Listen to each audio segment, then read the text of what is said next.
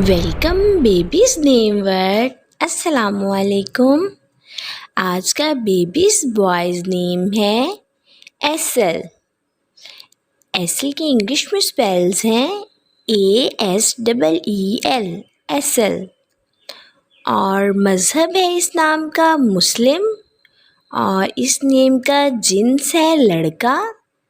ये एक Islamic name है और ये मुसलमान घरानों में ये लड़कों का नाम रखा जाता है। मायने है इसके मुनफरिद, और हरूफ हैं इसके उर्दू में इसके 4 हरूफ और एक लफ्ज़ बनता है एसल। और इंग्लिश में इसके 5 वर्ड 1 लेटर एसल। तफसील है इसकी मोहम्मद एसल, एसल कामरान। अपने नाम का मायने जानने के लिए कमेंट्स बॉक्स में अपना नाम लिखें, और अपने नाम की स्पेशल वीडियो बनवाने के लिए भी आप मेरे कमेंट बॉक्स में कमेंट कर सकते हैं अपना नाम, और इंशाल्लाह आपके नाम की वीडियो बनाई जाएगी।